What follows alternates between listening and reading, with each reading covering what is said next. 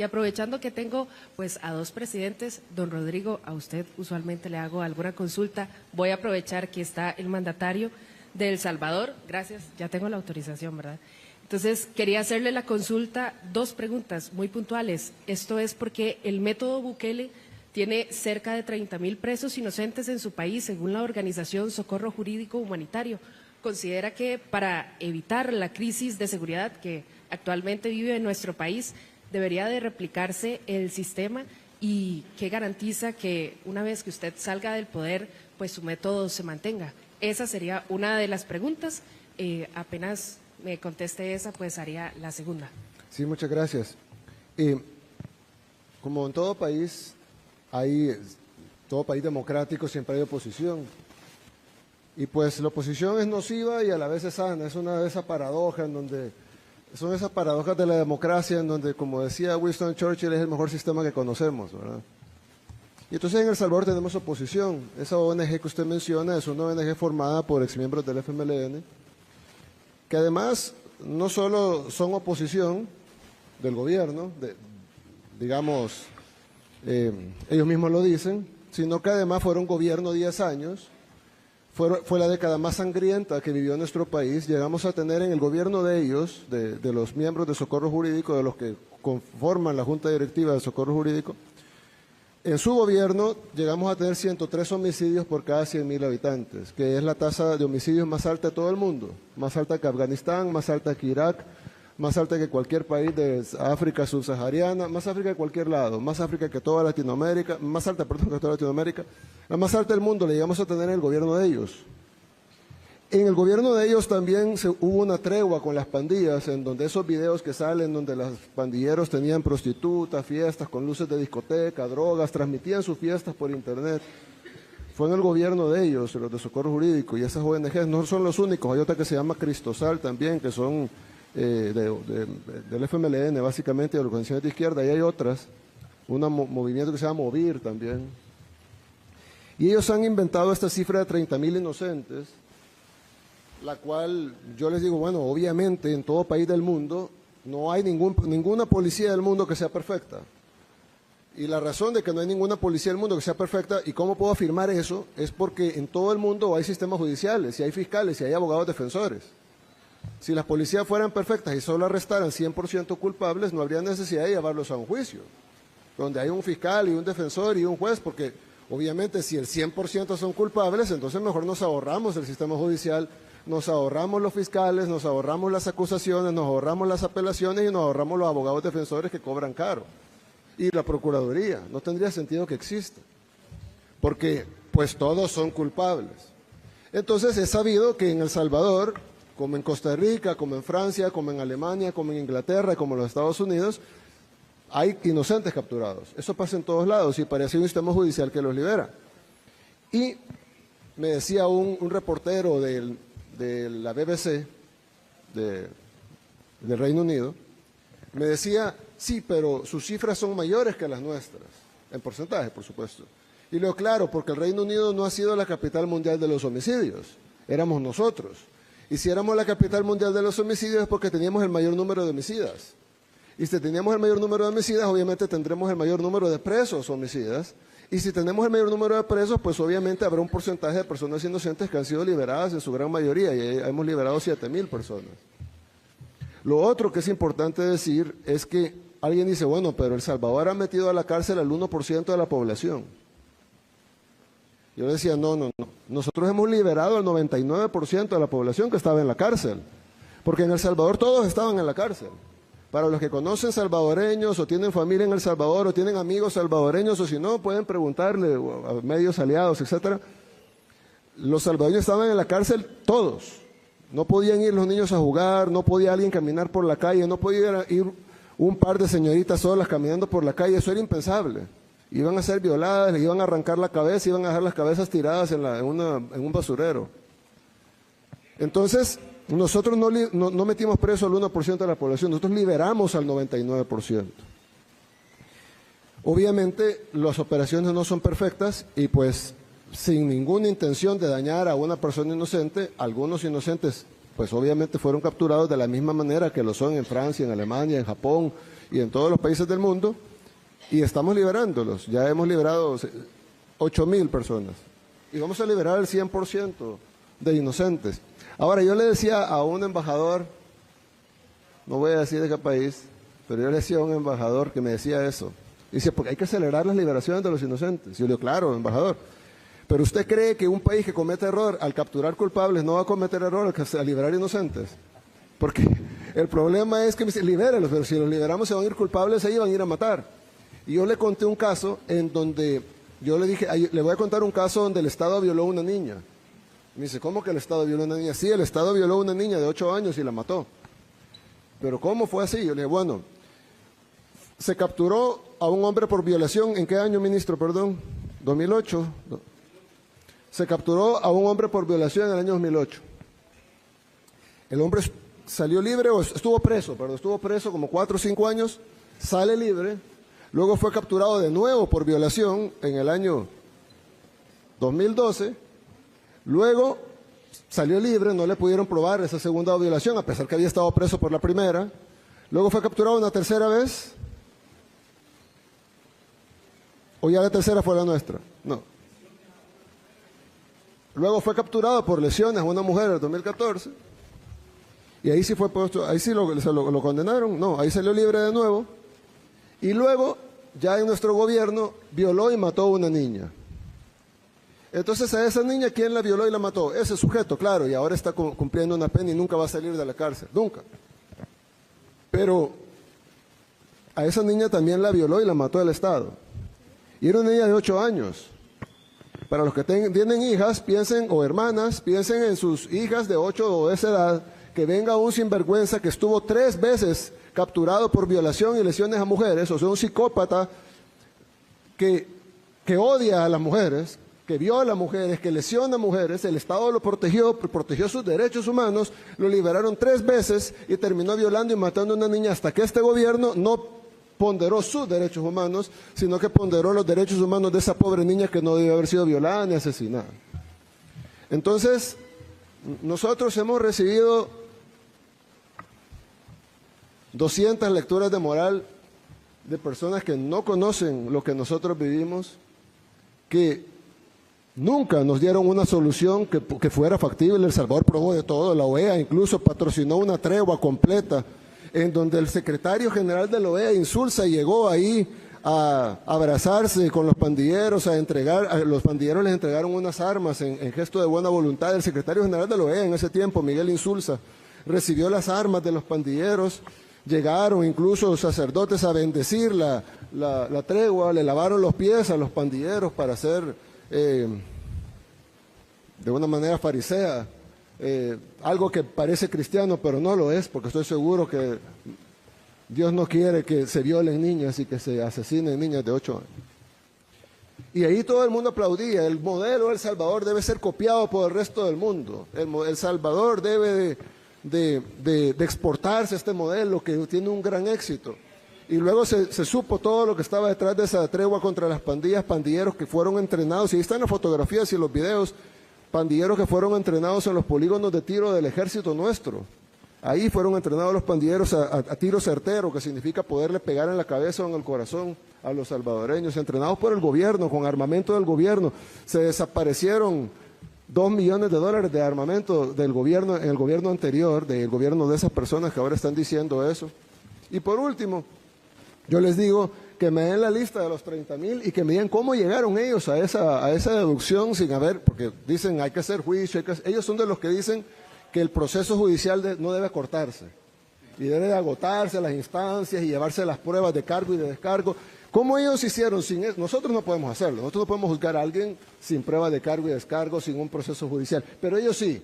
Ellos ya determinaron que hay 30,000 inocentes sin cargo y descargo, sin pruebas, sin juicio, sin oír al fiscal, sin oír a los acusadores, sin oír a los abogados defensores, sin ver ninguna audiencia, sin escuchar los testimonios de nadie. Ellos ya, por sus poderes mágicos, han definido que hay 30,000 inocentes. Yo lo que les quiero decir es de que nosotros los escuchamos a ellos, no a ellos, pues porque ellos son del FMLN, pero sí escuchamos a muchas ONGs, supuestamente defensores, y organismos supuestamente defensores de derechos humanos, y hicimos sus recetas, las aplicamos, pero luego de 150,000 salvadoreños muertos por las pandillas, y luego de que en un fin de semana mataran 87 salvadoreños, en un fin de semana, nosotros tuvimos una reunión a las 3, 4 de la mañana y decidimos pararlo. Y lo fuimos a parar y lo aniquilamos totalmente en la operación más exitosa en toda la historia de la humanidad, porque tuvimos 0 bajas civiles. Todas las operaciones de ese tamaño tienen centenares, si no miles de bajas civiles. Tuvimos 0 bajas civiles, tuvimos 8 bajas de nuestras fuerzas del orden, de héroes nuestros que cayeron en ese combate, y tuvimos aproximadamente, ¿cuántos pandilleros habrán caído en la 110 pandilleros. Entonces, haber eliminado el crimen del país con más crimen en el mundo, con 0 bajas civiles, 8 bajas de héroes de la fuerza pública y 110 pandilleros, es la operación más exitosa en toda la historia de la humanidad. Yo quiero contarle algo, señor presidente, con su permiso. Vea, presidente, ¿cómo decir esto? Usando la lógica que es impecable de que el Estado salvadoreño mató a esta niña de 8 años, en Costa Rica el Poder Judicial ha matado a miles de sicarios. Imagínense que aquí hay un solo caso famoso de un muchacho de 16 años, 16 años, que se llamaba Chiquilín, que lo detuvieron 20 a 30 veces y lo tenían involucrado en 10, 20 asesinatos. Y usted sabe y lo soltaban porque era menor de edad. Y usted sabe qué terminó los asesinatos de Chiquilín, que la banda contraria lo mató. Si no, ahí estaría. Ellos hicieron justicia. Ellos lo mataron. Y nosotros lo agarrábamos y en hora lo soltaban. Y así le puedo dar una lista al pueblo de Costa Rica de los asesinatos que ocurrieron por eso. Y algo curioso, presidente. En mis 10 años en política, yo nunca he visto a un periodista preguntándole a un juez por qué liberó a un criminal. No lo he visto. Yo le decía ayer a un periodista muy reconocido, un periodista costarricense muy reconocido, ¿cómo se llamaba, presidente? Un señor mayor que me contó la historia de que él fue a El Salvador y que tomó unas fotografías de una masacre que hubo en El Salvador por parte del gobierno en 1970, en el gobierno de Molina. ¿Pero fue ayer eso? Ayer sí, en la cena. No. Y entonces él, pues en todo el tiroteo perdió sus rollos. Sí, señor, ya sé quién es, don Edgar Espinosa. Y entonces él fue donde el presidente de ese tiempo de El Salvador y le dijo, me han quitado los rollos, y fueron, y bueno, no encontraron los rollos, pero me contó que cuando estaba en el avión, ya para venirse para Costa Rica, el avión no despegaba, decían, no, es que por órdenes no podemos despegar el avión. A la hora entraron unos militares al avión y le dijeron que están sus rollos. Y ahí estaban todas las fotos de la masacre que había pasado ahí en El Salvador, y él vino a Costa Rica y publicó esos rollos, los publicó, y ganó premios por eso. Imagínate. Y entonces, un periodista íntegro, pues, que a pesar que era amigo del presidente, publicó los rollos que hablaban mal del gobierno del presidente, ¿no? Probaban que sí había habido una masacre. Pero lo que quiero decir es que yo le dije en eso, y me dijo, bueno, me dijo unas palabras bonitas, muy bonitas. Pero yo le dije, lo felicito, porque personas como usted son las que mantienen aún el respeto al periodismo. Porque el periodismo, entiendo yo, y yo no soy periodista, y discúlpenme que me meta en algo, pero ustedes se meten en política. Discúlpenme que me meta en algo. Es tan importante la labor que hacen ustedes. Y la población espera que ustedes le lleven no lo que le conviene al gobierno, ni tampoco lo que le conviene a la oposición, sino la verdad. Y la verdad bajo la lógica, bajo el sentido común. Y sobre todo, la verdad, no la verdad de un grupo, de una élite, sino la verdad de todos. La verdad que hace el bien para todos, en el caso de ustedes los costarricenses, en el caso de nosotros de los salvadoreños. Yo lo dije ayer, es tan importante que toda la sociedad, en su conjunto, esté a favor del bien y en contra del mal. Ya saldrá un intelectual a decir por qué es bien y qué es mal. Bueno, empiezan a teorizar todo hasta que nada es nada. Pero nosotros sí sabemos qué es bien y qué es mal. Ustedes lo saben, sus familias lo saben. Algunos medios, algunos dueños de medios tal vez lo sepan. Tratemos de llevar la verdad a la gente, porque ustedes hacen una labor importantísima, por eso estamos aquí frente a ustedes. Y creo yo que ustedes deberían de sumar a esa labor, porque si no nos ponemos todos de acuerdo, ellos sí están de acuerdo. Los malos sí están de acuerdo.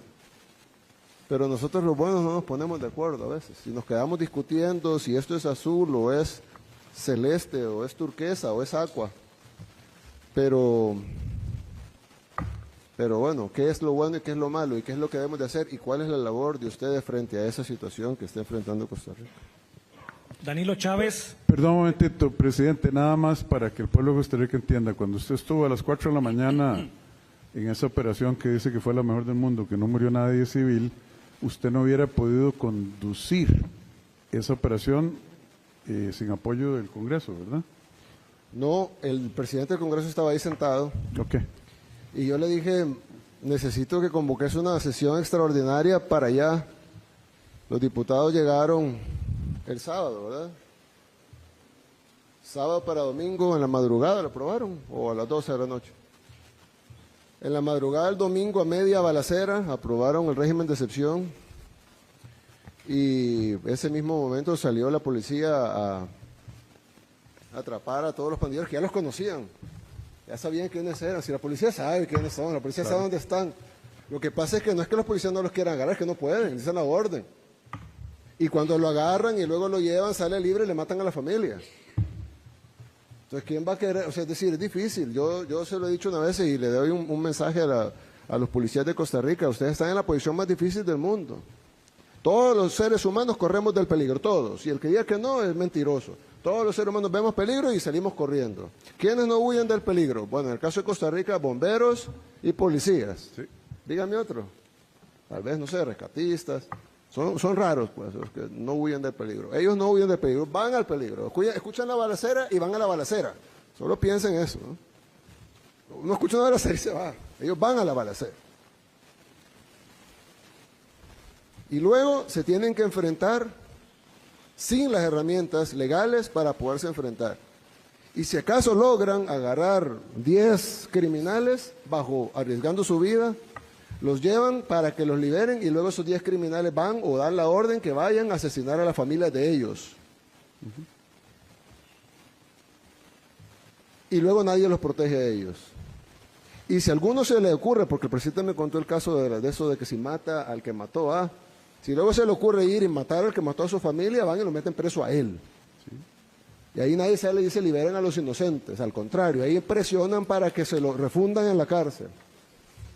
Yo sinceramente creo que estas organizaciones no son malévolas, son satánicas. Porque hacerle eso a alguien que luchó, que iba a dar su vida por su gente y que luego perdió a miembros de su familia por eso y que luego simplemente se defendió a su familia y que sea acusado y condenado por el mismo sistema y el mismo pueblo que defendió.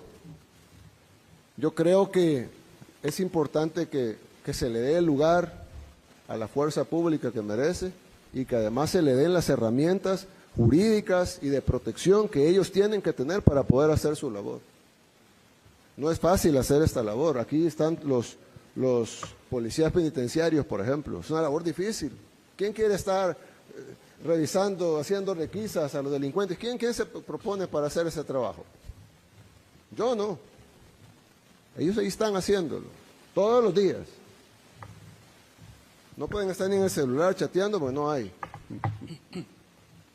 Y luego no vaya a ser que pique la gallina a uno porque entonces a ellos les cae.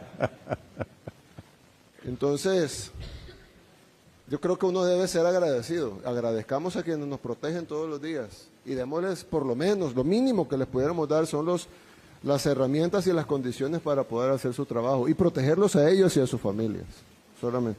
Continuamos con Danilo Chávez de La Reacción. Señor presidente Bukele, buenas tardes. Señor presidente Rodrigo Chávez, presidente de nuestro país. Estamos dándole cobertura a su visita, presidente Bukele, también para la agencia News on Demand de su país.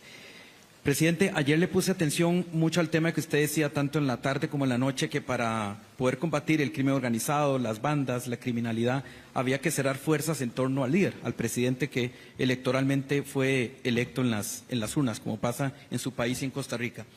Y que eso parecería, en lógica sencilla, es elemental. Hay que unirse porque es demasiado poderoso el crimen organizado, el narcotráfico, etcétera, etcétera.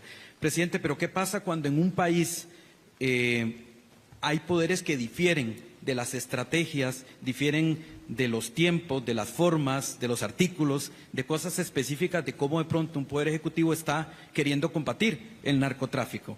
Inclusive los órganos de control que le quieren, pues hay cierto respeto a la constitucionalidad, que le dicen de esta forma no se puede hacer las cosas, como de pronto el poder ejecutivo quiere hacerla. Mi pregunta concreta es, ¿qué haría usted como gobernante, como presidente? ¿Ataca a esos poderes, les resta presupuesto, los ofende, los critica, o bien negocia con ellos, consensúa con ellos, llega a acuerdos con ellos para entre las dos partes poder defender o atacar el mismo enemigo común que es el narcotráfico, la criminalidad, etcétera? Gracias. Bien, yo creo que hay una historia famosa de Cartago, pero no paraíso de Cartago, sino Cartago, la ciudad-estado, el imperio cartaginés. Y ellos empezaba un enemigo grande a crecer que se llamaba Roma. Entonces vino Aníbal y dijo, necesitamos ir a tomar Roma, porque si no ellos van a venir a destruir, ellos ya tienen planes para destruirnos. Y entonces logró armar un ejército y marcharon hacia Roma. Roma, la invencible, fue vencida varias veces por Aníbal, varias veces. Un excelente líder militar y logró vencer varias veces a los romanos. Llegaron a las puertas de Roma, pero obviamente tenían años ya en la campaña, los soldados ya estaban cansados, ya no tenían dinero, ya no tenían comida. Y entonces envió emisarios al parlamento cartaginés y llevaban unos sacos al parlamento. Cuando el parlamento en sesión los escuchó, sacaron los sacos y botaron lo que había dentro, y cayeron miles de anillos de oro al suelo. Cada anillo de oro era de un general romano que había sido asesinado obviamente por el ejército cartaginés en las victorias que habían tenido camino a Roma. Y entonces dijeron, tenemos a Roma, estamos en las puertas de Roma y hemos vencido al ejército romano varias veces, pero necesitamos recursos, necesitamos más hombres, necesitamos alimentos.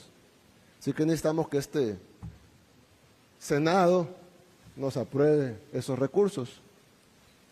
Discutieron. Esto es una historia, no es un cuento. Discutieron y decidieron que las formas no eran las correctas y que lo mejor era no financiar la expedición y que Aníbal debía regresar a Cartago. Aníbal regresó, Roma se dio cuenta de que debía acelerar lo que tenían planificado y luego Roma atacó y desapareció Cartago de la faz de la tierra. Le echaron sal a Cartago, esas son las guerras púnicas. Las guerras púnicas. Aníbal, Asdrúbal y Amílcar. Correcto. En la cultura del señor presidente salvadoreño. Y los romanos en la última guerra púnica arrasaron Cartago y le echaron sal para que no volviera a salir Para nada. que nunca volviera a saberse de Cartago. Hasta el siglo XX redescubrimos que no eran bárbaros como los llamaban los romanos, sino que era una civilización avanzada, más avanzada que Roma en ese tiempo, con gran comercio y con gran cultura. Yo creo que se puede discutir quién debe ser el líder. Eso es básico en cualquier democracia. Pero una vez electo, se le deben dar, así como a los policías, se le debe dar a ese líder las herramientas para poder combatir lo que tiene que combatir. Si es la inseguridad, si es la pobreza, si es la exclusión social, será la exclusión social, si es la vivienda, será la vivienda. Pero lo que no se puede es pasar debatiendo infinitamente, las teorías son infinitas, cada quien puede salir con otra idea, cada quien puede salir con otra idea sobre esa idea, Y ese debate estéril e infinito no va a llevar a nada más que a perder la batalla contra la criminalidad, así como Cartago la perdió contra Roma. Continuamos con Daniel Parra de State TV. Saludos, señor presidente Nayib Bukele. Bienvenido, le reitero la visita. Presidente don Nayib, ¿qué recomendaciones tiene para el señor presidente de la República, don Rodrigo Chávez, para el sistema penitenciario luego de esta visita histórica? Sabemos que está a 10 minutos de retirarse acá. Y por último, si me regalaría una fotografía con su persona. Con mucho gusto, con mucho gusto. Sí, bueno, ya algunas las mencioné. Creo que se necesita, es un régimen bastante permisivo, con eso de las visitas íntimas, no conyugales, sino íntimas. Ojo, conyugales no estamos hablando de moralidad, de que si está casado, no, la pareja, la novia, quien sea, ¿no? Pero tiene que haber alguna estabilidad ahí. No puede ser que vea una señorita diferente cada vez, ¿verdad? Entonces, ese tipo de cosas, esa permisibilidad, ese acceso al exterior que tienen. Por ejemplo, ellos tienen televisión. Yo no tengo nada en contra que tengan audiovisual. Nosotros no les ponemos. Pero se les pudiera poner partidos de fútbol, películas y ese tipo de cosas. Pero tener acceso a los noticieros, por ejemplo, les da a ellos conocimiento de lo que está pasando afuera. Ya no necesitan ni siquiera que los informen los que vienen, sino que ellos están plenamente informados todos los días. Entonces, hay una serie de cuestiones que sin infringir sus derechos, mucho, sino simplemente regulando los derechos, dicen porque hay algunos que plantean el control total del Estado, que estoy seguro que los costarricenses no quieren eso, y otros que plantean el libertinaje total, que estoy seguro que tampoco los costarricenses quieren eso. Entonces existe el concepto de libertad ordenada, en donde todos tenemos libertad, pero está ordenada de acuerdo a las reglas que la misma sociedad pone para el bienestar de todos en la sociedad. Entonces, un reo que tenga audiovisuales me parece bien, me parece justo para que tenga algún tipo de entretenimiento, pero ese entretenimiento debería estar limitado a películas, partidos de fútbol, etcétera, pero no, por ejemplo, a cosas informativas. Es algo muy sencillo, pero hace mucha diferencia. Entonces, creo que sería muy largo darles uno por uno todos los puntos que hablamos y que además vamos a poner en el reporte, pero sí creemos que debe de hacerse menos permisivo el sistema penitenciario y debe de hacerse más pensando en sí los derechos de los reos, que los tienen, son seres humanos, tienen derecho a pesar que han matado, violado, etcétera, tienen derechos, pero pensando más en los derechos de los que están afuera y el derecho a un país de tener seguridad. Gracias. Bien, y terminamos con David Quintana de Ticavisión. Muchas gracias. Ustedes me hicieron recordar la frase de Nerón: ¿acaso es más importante Roma que yo para que digan que es mi víctima? Genial, ¿verdad? Bien, señores presidentes, gracias. Al señor presidente Rodrigo Alberto de Jesús Chávez Robles le consulto.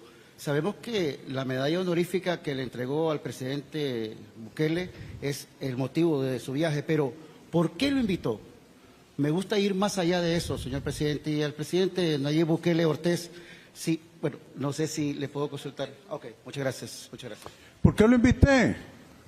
Yo creo que es obvio, claro, notorio, la contribución que Nayib Bukele Ortiz ha hecho en este viaje a Costa Rica. ¿Ve? Lo que se mira no se pregunta. Vino,